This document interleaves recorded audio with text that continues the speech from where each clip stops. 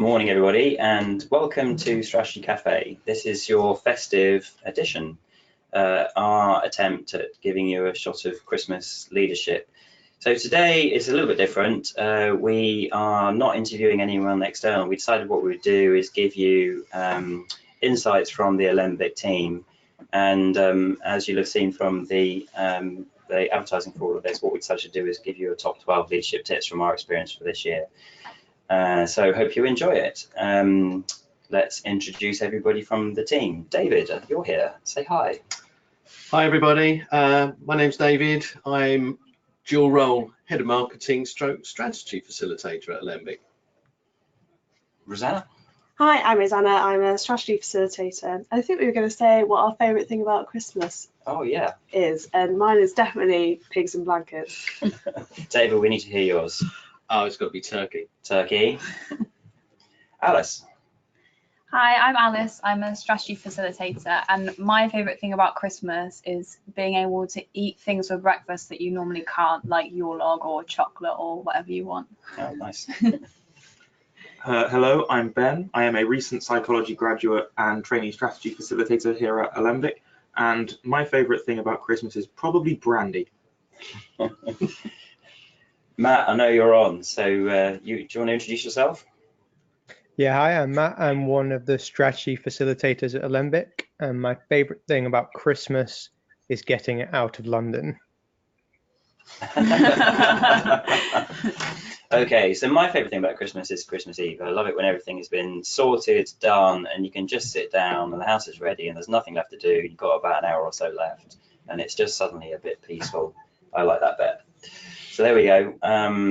In putting all this together, we just sat down and did a mind map of all of the things that happened this year. And our head of marketing, David, thought it was a really good idea to sort of show you the way we kind of construct our thoughts. So this is our mind mapping software. And we just went round the loop of all of the things that happened over the last 12 months, from client events to Strategy Café to our Leaders Forum to the Meaningful Human Leadership Conference we had over the summer, and just thought back over the different presentations we've heard and the different experiences we've had with clients and picked out some highlights.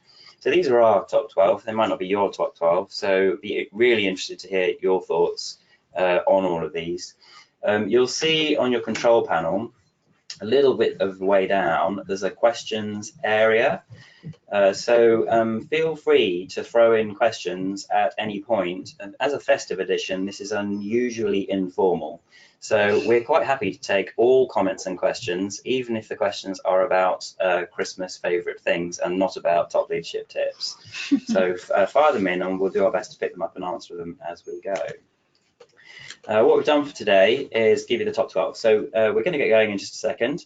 And the idea is we're going to run through a few and then just pause on a few to talk about them in a bit more depth. So go with us. And if we skated over something and you want a bit more detail, fire a question in and towards the top of the hour, we'll come back on that. Right. So at number 12, we have clear out ambiguity from structure and roles. This is my way of just kicking it off. I guess picking up on experience from most clients this year, nearly every client that we've helped has not had at the start crystal clarity on the organizational structure.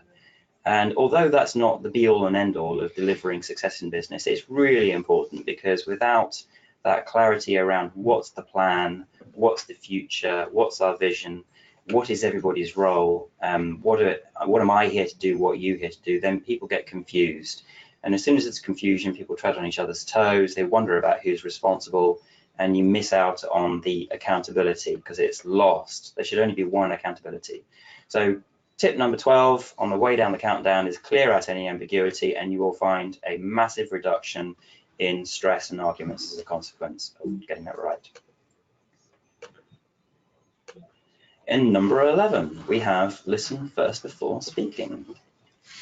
So I was listening to an ILM webinar not that long ago, and this was just on listening, and it was just saying how awful we are at listening. We might all think that we're good, but actually there's lots of things that we can work on, and that's a really important part of being a leader and part of a team, and communication. So one of the points that they touched on was about how we listen in order to respond, not to take in the information. So sometimes we all have it, a little voice in the back of our mind that sort of is making judgments or assuming things, when actually we just need to try and silence that voice and just really take in what that person is saying, so that we can understand them properly, and then if we do need to respond, then we can do so in the right way. We also learn through listening and not through speaking, so it's important to remember that. And also in our Strategy Café with Rebecca, she also discussed the importance of the need to listen clearly enough, also to ourselves and our sense of judgment and our gut too. Really cool. So here we go for the first sort of wider discussion. And if you've just joined us, this is Alembic Strategy's top 12 leadership tips for 2019. David, do you want to kick off on empathy? This seems like a really weird point about leadership, so please explain. Yeah, I mean, perhaps weird is the right way to describe it. I mean, empathy is not the same as sympathy. Empathy is the ability to recognize emotions in the person that you're communicating with, and it's a really key skill if you're hoping to do things like resolve conflict. If there's some misalignment or misunderstanding that you've got with somebody, the ability to recognize those emotions in that person really help you to get on to an even keel with them. And the registration of those emotions in yourself is something that's very clear to the recipient as well. We've just read a book on how emotions are constructed by Lisa Feldman, and she talks about the fact that if you haven't actually experienced an emotion yourself, you can't recognize it in the person that you're speaking to. And so that's something that's absolutely critical if you're going to communicate logically with somebody. And of course, practicing empathy leads to much more productive and communicative teams, which can be obviously beneficial in business and for leaders. So I'm not sure if the team have got anything else to add to that. Well, I think just like for me, it's the word practice in there, because actually you come to work and what does it mean to be empathetic? And it does take quite a lot of practice. And so I guess the tip here is actually, how are you practicing that with the people that you are most connected to, that you have got that relationship with, and you're, so going home and practicing the empathy at home is probably a good place to start, so that when you turn up at work, you've got that somewhat learned behaviour, but you also have a bit more confidence in your ability to do that. So I think the word I like here is about practicing that, because it can be quite difficult to do sometimes. Yeah, definitely. Something that we focus on quite a lot, and we do, I think, pick that practice up. Ben, you only just started with us, but one of your first experiences was walking through the Forest of Dean. Tell everyone a little bit about that. It was a great experience because you asked me about, my experience of coming into contact with Alembic, and you also asked me some questions about like my emotional responses to that, which I found very interesting. And it really links to the whole idea of how can you lead people if you don't understand how they feel and how they react to situations emotionally, because a deeper understanding of them will help you lead them, and you will all succeed as a result of you being able to lead them better. Yeah, I think so. It's a really key point. It was kind of it was a lovely day, wasn't it? We did quite a bit of walking and a degree of mindful walking.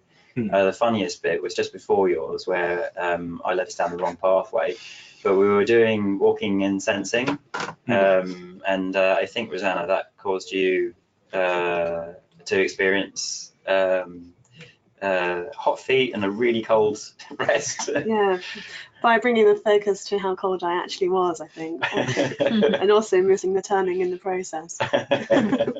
We definitely all had empathy for you at that point. It was really cold. So for me, just going back to how this is a really important leadership practice, if you don't sit quietly with key people in the organisation and really tune into them, how can you possibly know what's going on for them? And it picks up some of the other points which are coming up, which we spend quite a lot of time not doing that. And so I think this is a really important point. So here we are at 10, back to the countdown. Don't forget to fire in your questions at any point. Let's see if I can make this. Oh yeah, so leading on nicely. So this one is about asking questions rather than telling people what to do, which is important in leadership because a lot of people aren't huge fans of being told exactly what to do. They like to feel they can have an input and suggest ideas without being shot down or immediately criticized. And it means that they feel more of a sense of ownership over projects and their results because they feel that they can contribute towards them, as opposed to just this is someone else's project and I'm just a pawn in their game, which means that they can perform better within your team. Very good. And at number 8, we have the change success model. So I'm going to pick this one up. It's one of our favorites, and it's been used again this year a lot. This model is developed by the Mindshot group that we're connected with by Chris Mason. I guess the key thing here is that there are 3 big segments. There's some detail around the outside, but there's 3 big segments. One is beliefs, one is readiness, and one is capability. And if you want to change, you have to score high on believing in the change, high on readiness for the change, and high on capability to deliver the change. And the important factor is that the capability seems like the most important and it has the highest score, but really it's just a hygiene factor because either you'll get it or you'll deploy it or you'll find some way of doing it if you believe you should and you're ready for it. So really it's getting the belief right and the readiness right that makes a difference. And we have found that with all clients, if you start to score on this and then check in where you're at, generally you quickly find that you're in the wrong place and you can see what you need to do to move forward. So just a super cool model, really. And number 7, we have happiness and purpose that drives performance. Over to you, Rosanna. Yeah, so this came out of a book club book, which was Arianna Huffington's Thrive, and she talks about how purpose in organisation, how having everybody connected to that purpose drives the growth of that business. And that's linked to happiness. It's sort of slightly 2 different points here. But the happiness points is about if you're happy at work, then that contentment drives people to be more connected to the purpose. But it raises a question, how do you know when your team are happy and how do you know if they're connected to the purpose or not? And so it's sort of this nice word that's sort of been floating around, but actually what does that mean? And actually I think it's really important. The tip here is about getting the feedback, and so having data on the well-being of your team and your staff, but actually also the feedback loop from people, so that actually do you know what makes your team happy, and that might be different for different people. And so just going out and asking the question, and there's a great tool, the Happiness Index, which is an indexing tool to actually go and ask the question in a non-invasive way, but actually just starts thinking and collecting the data on it. It then sort of helps you, then it says here talent acquisition, to really actually what sorts of people are you recruiting and are they going to be connected to your purpose in your business. Up for discussion. Team, are you happy? Absolutely. One of the overriding things that I found in joining Alembic was part of the sort of onboarding process with the team was as much about going through the hiring process as it was actually starting with the company. And it became very clear to me that you needed to be the right person with the right characteristics and the right fit in order to be able to function with this team. And that it was obvious in spades how that was emphasised by Nick and the guys on joining, and the benefits are so numerous I can't even begin. We could probably do a strategy cafe on that. Very cool. I think going back to the feedback point, I think that's really important. And I think feedback may be something that happens every so often, but actually it needs to be a constant loop in order for you to be able to check in with how people are doing and how they're feeling. And just make sure that people feel, trying to create that environment where people feel comfortable enough to be radically honest in sharing how they really feel, so that you can make those changes in order to create an environment that they're happy in. Yeah, and to your earlier point about assumption, don't assume that throwing in this new wellbeing program and doing yoga on Wednesdays is going to be right for everybody, because it's not like that. And so everybody is slightly different, and it's not a box ticking exercise. So I agree, you have to go and just ask and be prepared that you might get quite different answers and be ready to respond to that. But it is connected to the performance of the organisation, because they're the people that are pushing through and working on the projects. There's an awful lot on this in the environment, business environment at the moment, in all the social channels of business, etc. And not just in business, right? But and I'm really pleased to see it. I as an oldster-ish, I can remember a time when mentioning the word happiness at work would have brought quite a lot of scorn, and it just wasn't the done thing, really. Certainly in Britain, maybe different in different cultures, but certainly here it was quite hard to use that word, except in the context of a customer being unhappy, at which point everyone used to jump, really quickly. So we had this sort of organizational schizophrenia in the old days, where it was really important to make clients happy, but happiness wasn't a thing internally. So this is great. I love it. And I feel like the two words, happiness and purpose, are really connected. Happiness isn't a sort of floaty word, really. It's about how you're feeling. It's a sum up of your positive emotions for me.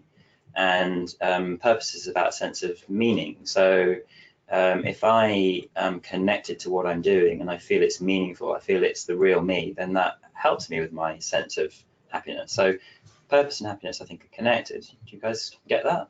I think it's like a loop there. And it's not just work. So work is important, but you have to take into account the 360. So purpose is the whole of life, and it can be little things like enjoying doing this. Our purpose today is just to give some great tips for everybody and enjoy that. Our purpose in life might be much bigger, much broader, and like both can happen at once, and they both add to our sense of well-being, I think. And to reflect on that, because one of the things we had in our notes was about, does an office pet make the team happier? And I guess as a recent cat owner, actually just reflecting, has that made me happier at home? And I would probably say yes, but only on reflection, because how much happiness does a crying cat before you feed it give you? I don't know, but I guess the point is about reflecting on what your happiness levels are, and thinking about what's triggered that, because it could be something subtle, and just noticing that is quite a cool thing to do. So I love the fact that we spend so much time on this slide. I want to just finish it off by kind of slightly nailing the point from a macro environment. There's an awful lot of study out there now that shows that exercises corporately around happiness are helpful, and they have quite a big impact on certain key drivers like churn, loyalty, all that kind of stuff. But the organizations that are smashing it out of the park in terms of overall performance make the connection between happiness and purpose. So what I mean by that is that if the team are connected with the purpose of the organization and the environment is happy, that is shown in combination to be really powerful in all the studies. So pay attention to this, and don't do it as a sort of corporate exercise. You have to do this authentically, which means listen to all the other tips. Okay, some quick ones. Personal change success model, back to Ben.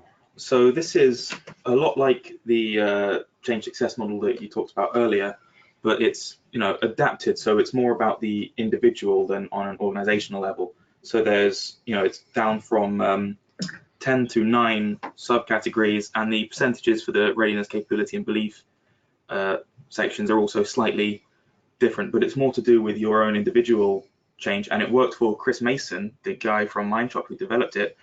Who achieved, I think it was about 10 kilograms of weight loss about a year ago, using this as a sort of beta test for his own model, and it can work for you too.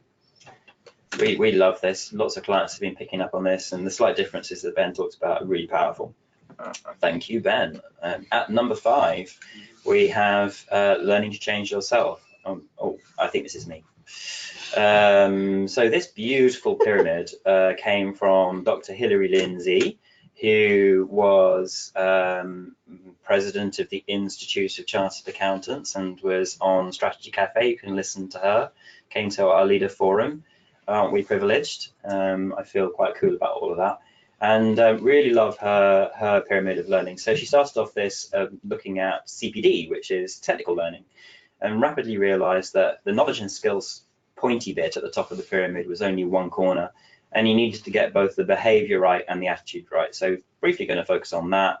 Attitude is really around reflection, positive attitude, curiosity and experimentation, and self-belief, the bottom right-hand corner. And then about behavior, which is then engaging with the material, exploring the material, again, that curiosity, and then also connecting with others and learning from others. And she found from her studies that those two bottom right, bottom left-hand corners of the triangle really ramped up the uptake of learning to change yourself. And our clients really found that powerful, especially the attitude bit. So we love that. Okay, we're going to pause and discuss high-performing teams with Alice. Yeah, so a really important part of being a high-performing team is being able to embrace conflict and be able to resolve it and move forward. We've spoken quite a lot about conflict, both on our Yincast, and we've got some articles on it as well. It's just important to note that conflict is normal, and you cannot avoid it, and you should not try to avoid it, because it will happen, and it's just part of the cycle. And we've been speaking in our Yincast about Tuckman's team psychology model, and this is the 4 stages that teams go through in order to become high performing. And one of those stages is storming, where these conflicts happen. You can't go to high performing without going through storming. So it's about high performing teams are able to have this conflict, but they can come out of the other side and come up with really useful solutions so that they're not having those same problems again. What does everyone else think? Well, obviously disagree. I think we need to have it out. I think you're right, there is this iterative process. So the term high performing teams makes it sort of fixed in time, and that's like something to aim for. And then once you've got there, it's like, yay, that's it. But I think what you're saying is actually it's constantly changing. And so things in our environment come up that we have to then debate, and that might mean that we disagree. And so a high performing team is about actually being able to go back there, have that difficult conversation, learn from it, move quickly, and go back into high performance. And so the concept of a high performing team is this, it's actually an iteration between being able to respond to whatever those challenges or things that you need to, or disagreements. I think it also needs emotional intelligence and social intelligence to be fed in. So quite a lot of teams have a lot of conflict, and actually just dealing with that aspect is very hard for them. So it's kind of all very well to say you've got to go through conflict, but one of the things we've observed all of our clients do is when they tackle that and resolve it, they learn how to do it as well. So by facing into their conflicts and resolving them, they learn to face into their conflicts and resolve them, and that competency gets better. So by dealing with it, they start off finding it very hard. Yes. But as they go through and do more and more of it, it becomes a lot easier. I'd argue conflict is a natural outcome of having a team with a lot of energy. If you've got a bunch of folks who are all experts in their various fields, and they're all trying to harmonise together in a sort of joint pursuit vision, then the natural outcome is that at some point you're going to get some misalignment or disagreement, and that's got to come out in some way, and it's usually, you know, raised temperatures. And so it's the yin to the yang, I guess, isn't it, of agreement. You know, when you get that beautiful moment when a team's in perfect alignment and you're all just rocking it, this is just the opposite, and the ability to work through that is absolutely crucial. So if you've just joined us, this is the Alembic Festive Strategy Café, just counting down our top 12 top tips for leadership from 2019.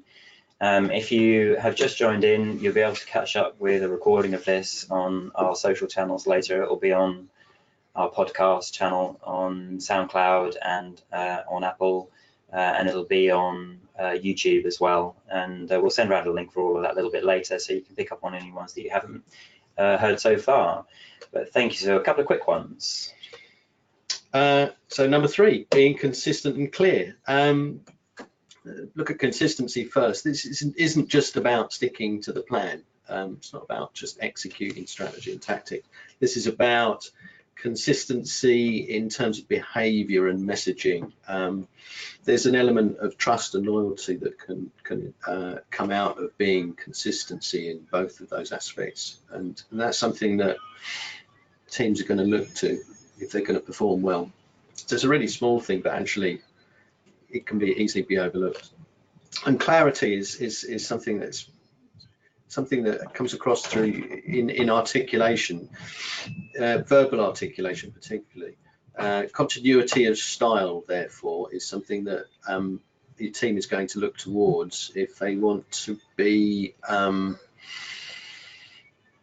if they want to harness continuity, I guess, and avoid any surprises that might crop up along the way. Great number 3. I think we can all do better on that. Number 2. Oh, so this is, it comes from Black Box thinking. It's the idea around making mistakes really quickly, so rapid, visible review of errors and corrections. So this has come from the world of Formula One, and the idea behind this is that when Schumacher was at his peak, he would come back to his team, and if he didn't win his race, or even when he won his race, actually, if there was a slight error, he noticed something, it would be the whole team to come together and have that accountability about why did this break. And there's a sense of we're all equal here because we're all part of the team, and so we all have to recognise it. But having that real visibility on where the mistake lies, learning from it quickly and getting over it, and so it's about rapid, but it's also about visible, so that everybody can see, and everybody can learn from that mistake. So just doing it quickly and just get over it. It hurts, but move forward. Which brings us beautifully onto our top tip of the year. We've got some great questions, so folks, I know I haven't clicked over the slide yet, your anticipation must be huge. What is the number 1 tip? But just as we get there, we've got some great questions, so just stay with us if you want to. There's some lovely questions coming in. If you want to put some questions in, there's questions area. Just fire those in and we'll happily answer them. We're going to stay online for 10 or 15 minutes. Those of you who need to go, then that's all cool, but we'll keep recording all of this so that you can pick up on the questions and answers afterwards. As we get rapidly towards our number 1 top tip of the year, which is this one. Emotion is self-constructed. Damn it. So I'm going to throw this open to Rosanna, and we're just going to chat about this a little bit. This is picking up on the Lisa Feldman Barrett. Yeah. book. So what on earth does that mean? I guess this is the theory that we construct our own emotions. And to give a really simple real life example that happened at work last week. So I came into the office and it was very quiet. Matt was on the call, and I said, Alice, can we have a word outside? And well, all sorts of thoughts and feelings must have been going through your mind.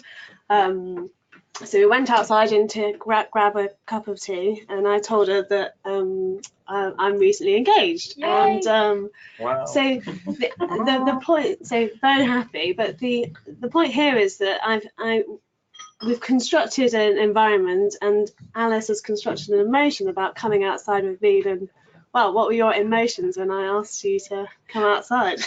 Oh no, what have I done? What's going on? It was quite confusing because you were smiling when you were like taking me out. So I was like, maybe this is okay. But I was like, oh, the fact I'm being taken away from everybody else. I was like, what does this mean? And my mind is sort of racing a little bit. So an accumulation of other experiences in your life has made you come to, oh, I'm not sure this is out of the ordinary, is something wrong, and that you're constructing then a uncertainty or a fear or anxiety about that. And so this picture on the slide is showing that as well. And if you take something to snapshot or take something out of the whole context, you're just seeing Serena's face just in pain or in agony. But actually, it's more about the photo of when she's winning is about actually the sort of sheer grit and determination in her face. That's actually a sense of achievement and power and really positive. So we are constructing emotions about things all the time, but it's all happening in our own mind. And so we have a choice. I mean, this kind of makes sense. It's kind of amazingly logical, but then when you dig in and look at the science behind it, it's really compelling. And I think the thing for all of us this year, because it really fits with our practice of strategy, change, and leadership, which is why it's our number one. What the science shows us is there's no universal fingerprint of emotion, despite everyone for years telling us the opposite. There's no single facial expression for emotion. It's very variable. And so from that great example, one person trying to tell another person some amazing news led to a roller coaster ride of feelings and expressions. There were probably tears, there were probably smiles, there's probably fear, all in one small concoction of news. And we all do that all the time. So for me, the big thing here is well, I guess I'm going to say there are two big things. One is that my response to this social situation, I have constructed it. And so how I'm feeling about it and how I'm labeling that emotionally is down to me, whether I'm angry about this because of something I think you have done, or I'm happy about this because of something that has happened. That is in my own construction. And in a way, I have to kind of own that.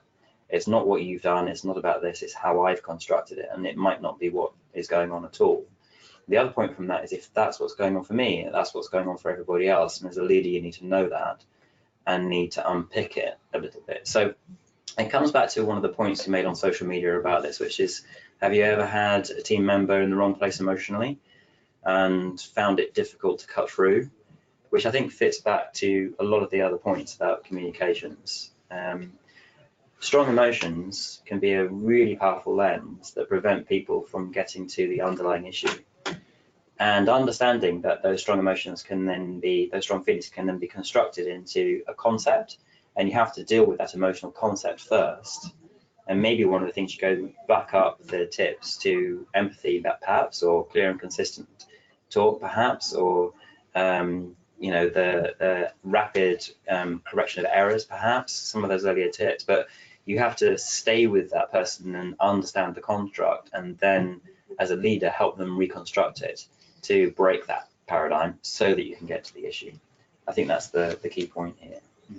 Team, what are your thoughts? I feel like we want to just explain how that works in context of the slide that folks have got in front of them. When you look at, if you take Serena's facial expression in isolation and interpret what that means to you, it could be, without knowing it, Serena on a tennis court. It could be anything. It could be anything anywhere in the world. It could be somebody suffering. It could be a leap of joy. Any emotion you like could be put onto that picture.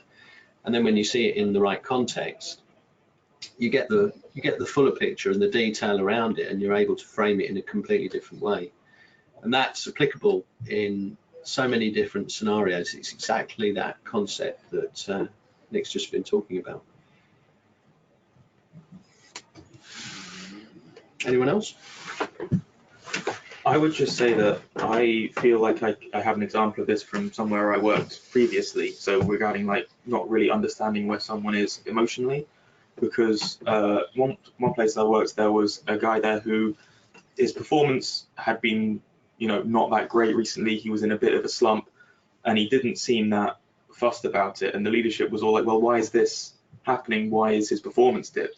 Yep. But then one day he came in and said, hi everyone, I'm currently going through the process of getting divorced. It's a very emotional and testing time. And because of that, the leadership was able to help him through that. And since I'm not there anymore, but I'm in touch with people who are there, and they've said he's doing a lot better now that he's gone through the divorce, and he has the emotional support of the leadership team, which has meant that his performance is better, which means the whole team is doing better as a result. I love it. So I think that's a really nice way to round this up, Ben. It's a good example. In business context, when you're going through change, everybody is going to respond to that change differently, depending on what's going on for them right now. And you can get into this conceptual language from the leadership and from the team's perspective of barriers and blockers and change agents and all these kind of things. They're all concepts, and they are more or less helpful. And you can get into this idea of performance management, which is another concept, which is we need to drive through this change because these people are not responding positively to the change. That kind of them and us attitude, and then somehow you're going to force your way through that process. Actually, I think there's a huge amount to be gained in stopping, recognizing that these concepts are constructed on both sides. So the people who want the change have got a construct, people who are finding it difficult have got a construct, and the leadership point is to unpick all of that. And you will find that you don't have to force anyone to do anything. And the truth of life is people make their own choices. And so getting to that choice is really important. And in order to do that, you have to understand how they're feeling, how they're constructing that as emotion, what that means for them, and that gives you an opportunity to unpick it and talk about it. And just talking it through is hugely helpful. So everyone in your leadership team should read that book and learn how to deal with constructing and deconstructing their emotional response to social construct. We've referenced quite a lot of books from our book club on here, so we'll be publishing just a list of all the books that we've read, just as a nice reading list. Stocking fillers. Yeah, we'll just publish a list of all the books that we've loved and read this year for you all. So there you go, there's our top 12 tips. They're our tips, they may not be your tips, but they're things that have worked for us this year in our practice of helping people improve their leadership. We've had some wonderful, awesome, amazing clients, and it's been just our pleasure this year to help them go further and do better in their incredible businesses. And I hope you've enjoyed it. We're going to stay on now. We've got some great questions. You're welcome to stay with us. Pile your questions in if you've got them. We'll probably stay on for another 10 minutes or so just answering those. So I've got one here. For Rosanna, how can you get skeptical people on board with measuring happiness? Interesting. I wonder what conversations have been had. I think happiness, as Nick was saying, has had a bit of a fluffy reputation, and I think it's about actually going and looking at the data. And so there's some great tools that you can just go and start measuring it. But I think you have to ask the question as to why first. So it's a bit, you have to get everybody on board. And so just asking the question about why it's not important. There's so much research about linking happiness and connection to the purpose and how that impacts the bottom line financially. And so I think that's just a conversation that just needs to be drip fed, I would say. But there's so much research that we can share with you about, actually connecting it to the performance of the organisation. Anyone else want to pick up on that point? I think as well, potentially, thinking about the bigger picture, when I've seen in previous experience, I've seen change happen, and it was small changes in the organisation, but it upset people a lot because they weren't informed of what was going on or why it was happening.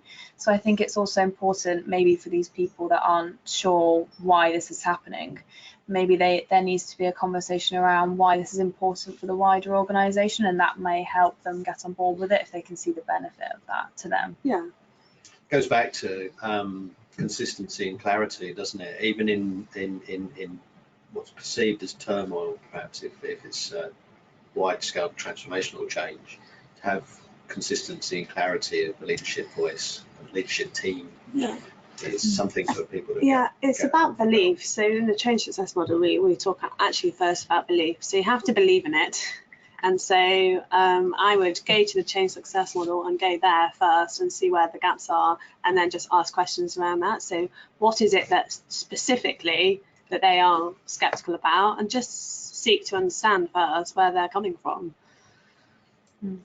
Cool points, and they take us back to the next question. So another question that's come in is where do people most commonly fall down in the change success model?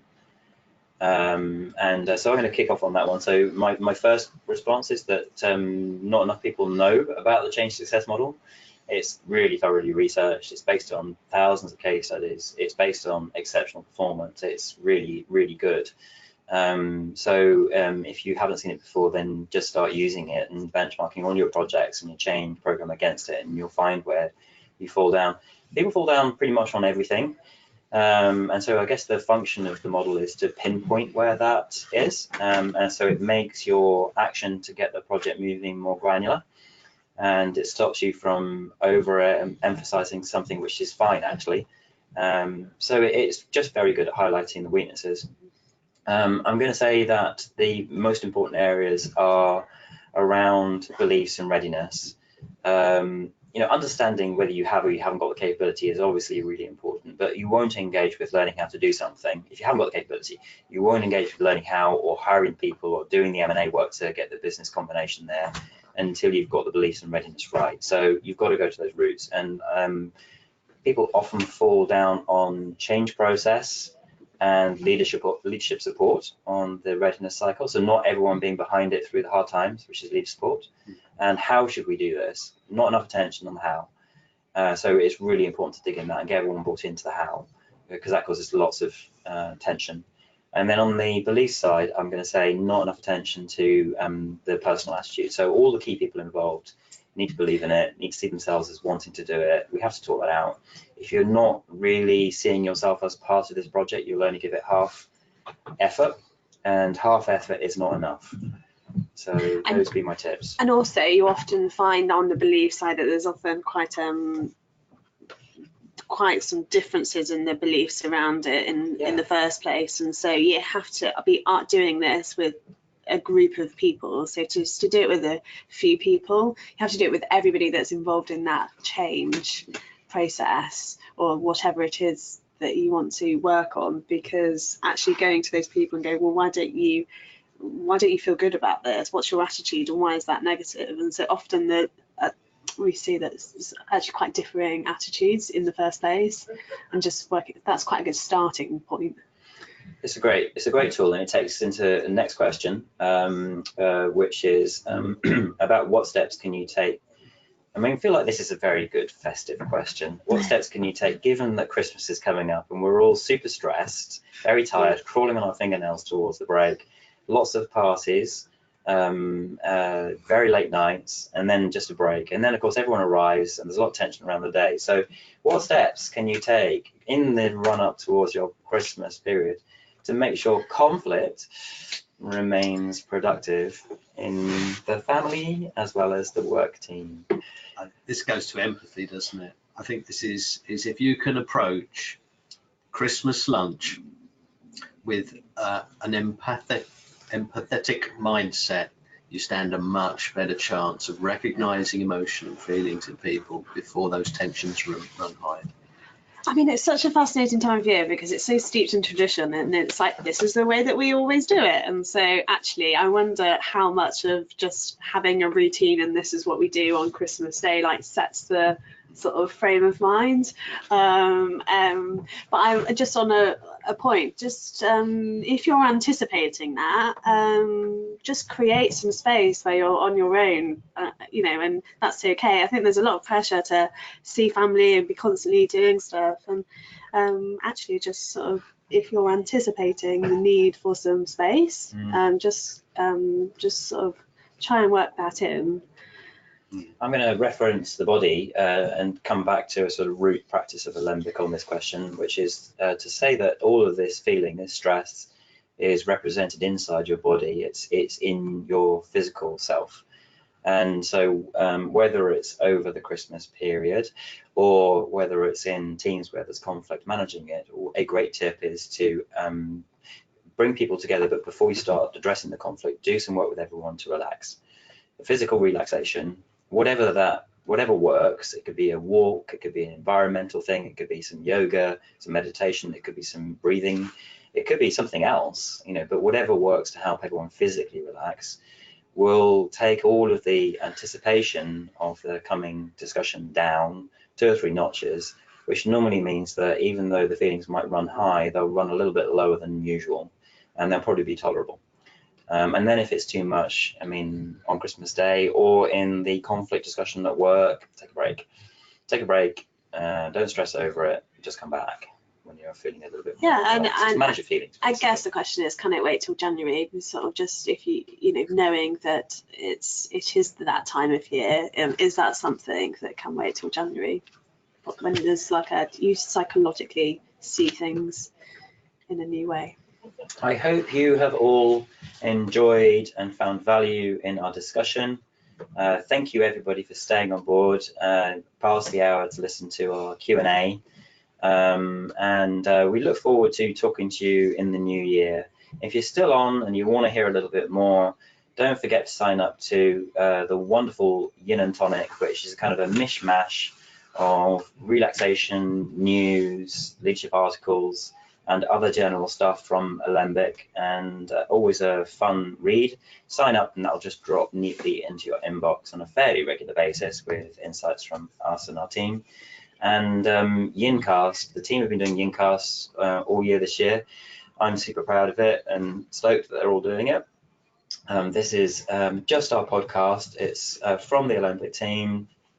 It's on all our podcast channels. So just go to the website and you can sign up, and then whatever is your favorite mode of consumption, you can get it downloaded to your iPhone or your Android phone or your tablet or whatever it is, and just listen to some great tips. If you love all that, share the love. Merry Christmas from everyone at the Alembic team, and we look forward to seeing you all in the new year. Play us out, Davo. Merry Christmas. Strings of street lights, even spotlights, blinking bright red.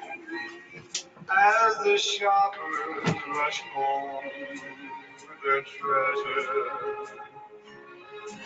In the snow, Pacific punch, this is Festive scene. And above all this bustle you hear. Silver bells, silver bells, it's Christmas time.